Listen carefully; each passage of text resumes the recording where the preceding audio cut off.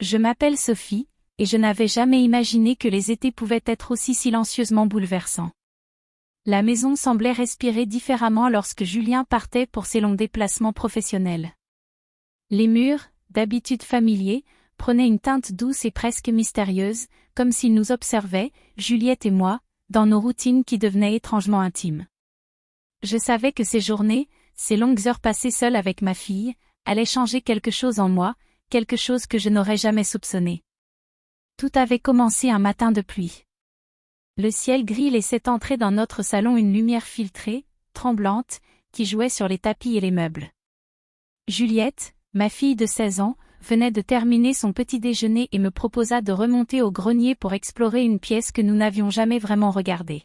« Maman, il y a quelque chose derrière cette vieille bibliothèque, je le sens », dit-elle avec ce mélange de curiosité et d'audace que j'admirais tant chez elle.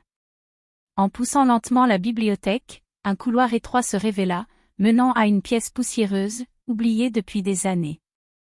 L'air y était parfumé de vieux papiers et de bois anciens, et le soleil de l'été filtrant à travers une lucarne donnait à l'endroit une atmosphère presque irréelle.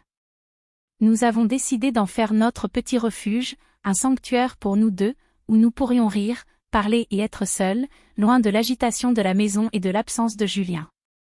Pendant les premières heures, nous nous sommes contentés de nettoyer, de déplacer des cartons et de dépoussiérer des meubles couverts de toiles d'araignée.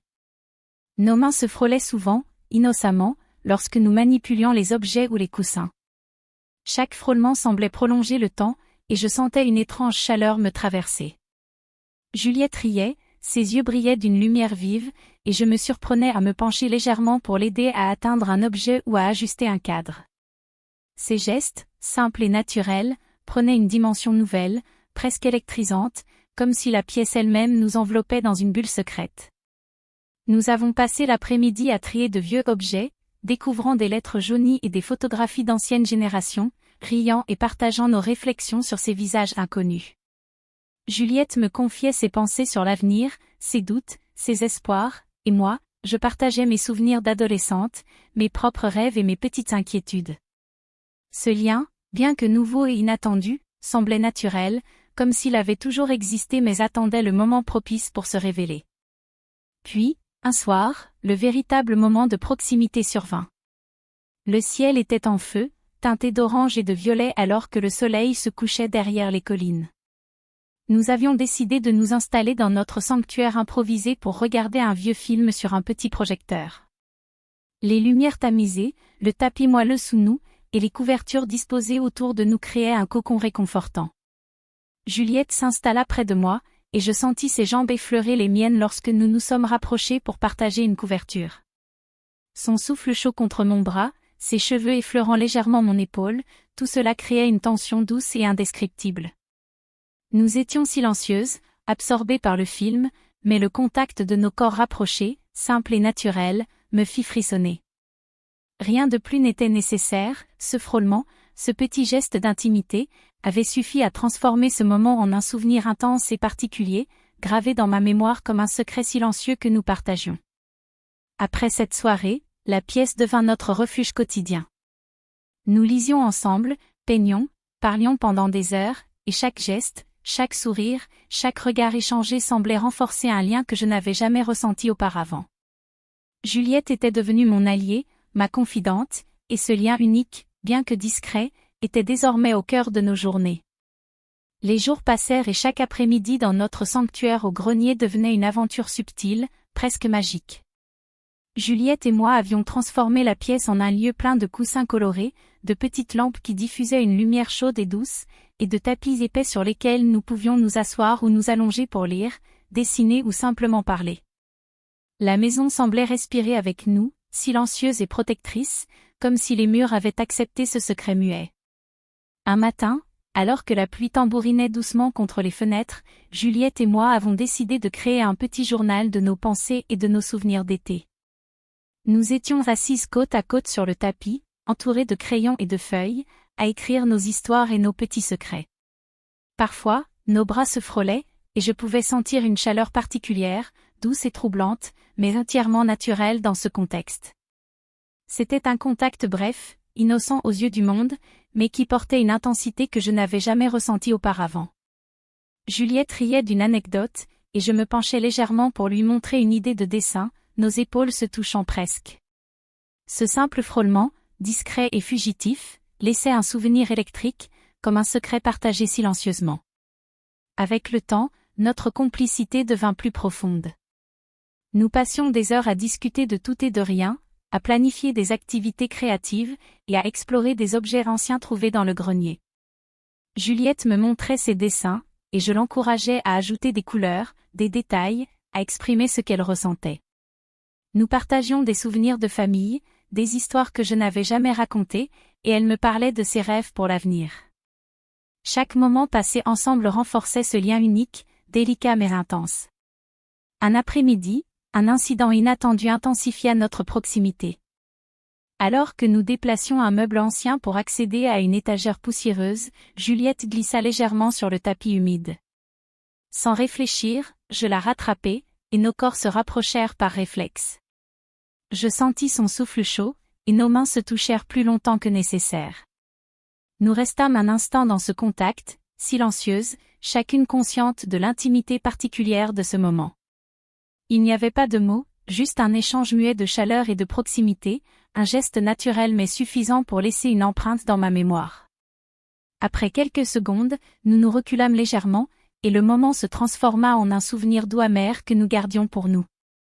Les jours suivants, la routine du grenier devint notre rituel sacré. Nous lisions ensemble, peignions, racontions des histoires, et parfois nous nous asseyions côte à côte, les jambes effleurant subtilement l'une de l'autre, échangeant des sourires complices et des regards prolongés. Nous savions toutes les deux que ce lien était unique, différent de tout ce que nous avions vécu auparavant. Il ne s'agissait pas seulement de proximité physique, mais d'une intimité émotionnelle profonde, d'une complicité secrète qui nous appartenait à toutes les deux. Un soir, alors que l'orage grondait au loin et que la maison semblait engloutie par le son de la pluie, nous avons décidé de finir la journée en créant un petit coin lecture, dans un recoin du grenier. Nous nous sommes installés très près l'une de l'autre, partageant une couverture et un coussin, lisant nos histoires à voix basse. À un moment, Juliette posa sa tête sur mon épaule, un geste bref mais qui fit battre mon cœur plus vite, remplissant la pièce d'une douceur étrange et précieuse. C'était le moment de complicité ultime, un instant d'intimité que nous garderions toutes les deux en secret, gravé dans notre mémoire comme un trésor silencieux.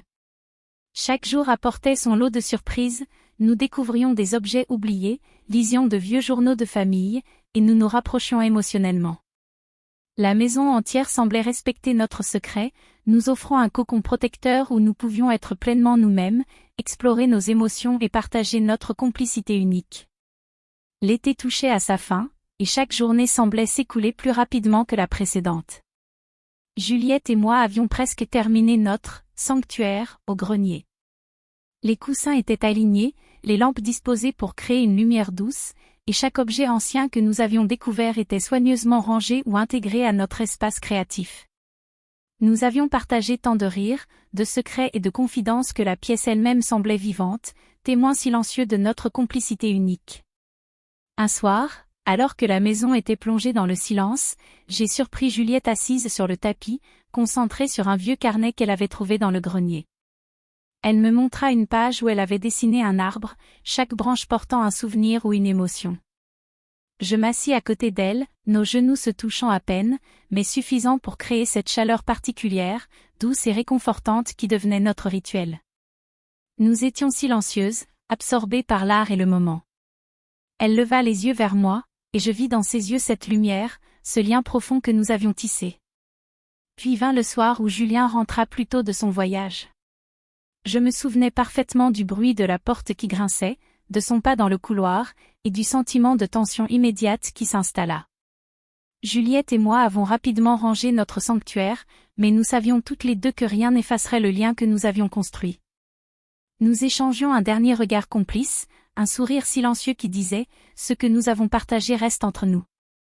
Mais le véritable rebondissement survint le lendemain. Julien avait l'air fatigué, et je l'accueillis avec un sourire chaleureux, pensant à la normalité que nous devions maintenir.